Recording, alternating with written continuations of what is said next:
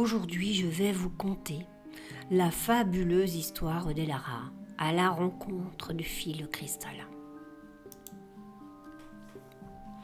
Il était une fois, dans un monde fait de souffle et de lumière, une exploratrice du nom d'Elara. Depuis quelque temps, les douleurs l'effleuraient sans raison. Des doutes surgissaient sans cause. Des souffrances venaient là, comme des nuages sans ciel. Elle sentait bien que son corps parlait, mais dans une langue oubliée. Alors, Elara choisit d'écouter.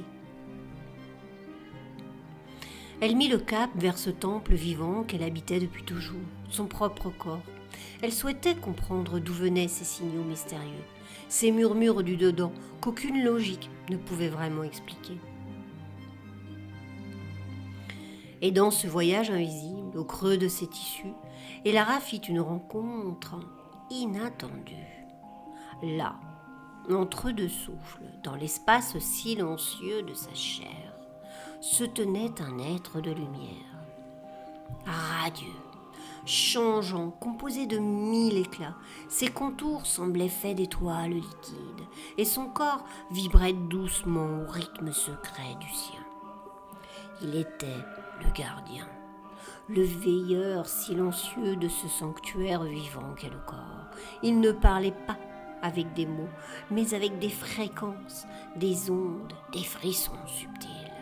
Il ne portait ni armure, ni masque. Il était pur tissage, une toile légère, presque invisible, faite de souffles et d'ondes déployées avec grâce, sur tout et au plus profond du corps. Des eaux, charpente cristalline et puissante, résonnant sous ce voile comme les piliers d'un temple ancien. Et, à travers leurs galeries secrètes, circulaient les routes infinies des fluides de vie. Comme le sang, la lymphe, cette électricité subtile et ses mémoires. Ce tissage, souple et fidèle, laissait résonner les émotions comme des mots sur une harpe céleste. Il enregistrait chaque choc, chaque joie, chaque silence. Et dans ce réseau, rien ne se perdait. Tout s'inscrivait comme une écriture vivante dans le grand livre du corps. C'était lui, le gardien de cette toile céleste, invisible mais toujours présent, gardien du mouvement, de l'élan, de la vérité organique, un chant silencieux, toujours à l'écoute, qui offrait à qui ose plonger en soi le chemin du retour. Ce gardien qui nous protège s'appelait Fassia. Alors, dans le silence vibrant de son intériorité, Elara, les yeux fermés, entreprit de s'ouvrir à l'écoute du gardien.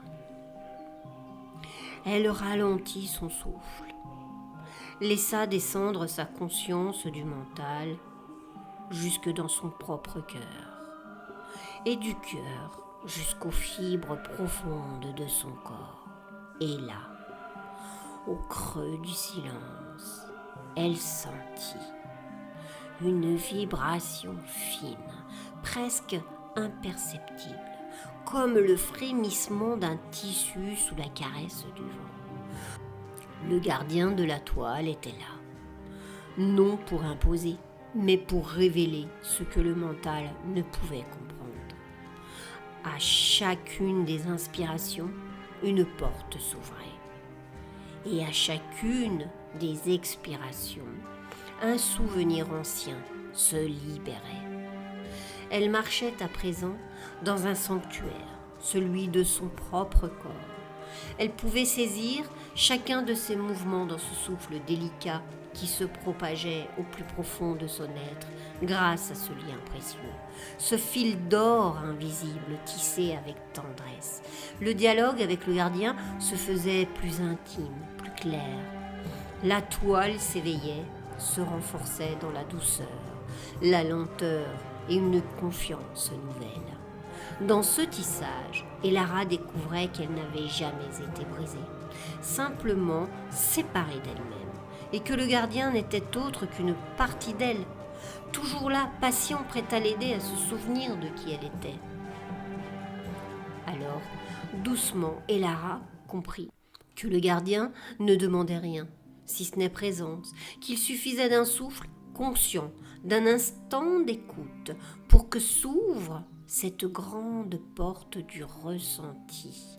Elle comprit que la guérison n'était pas une conquête, mais un retour vers cette trame sacrée où chaque cellule chante encore l'harmonie d'avant les blessures. Et si elle pouvait l'entendre, alors chacun le pouvait aussi, car en chacun de nous vit ce gardien.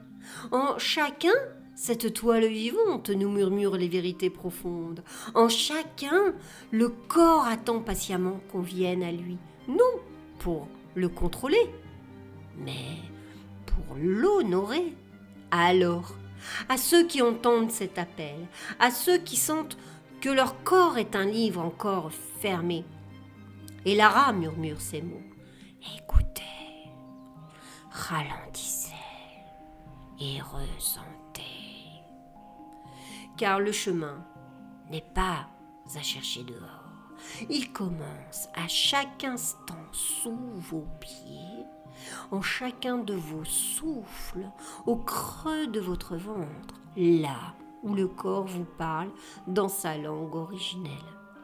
Et peut-être, comme Elara, sentirez-vous un jour ce tissage d'or s'animer, ce chant silencieux s'éveiller et la mémoire du corps se révéler à chacun de vos mouvements, non comme un fardeau, mais comme un trésor oublié.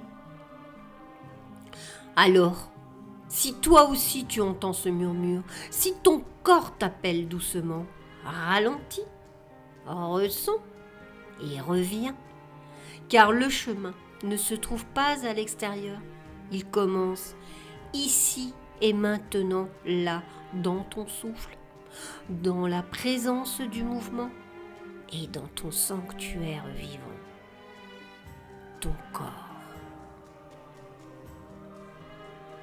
De cœur à cœur, Véronique.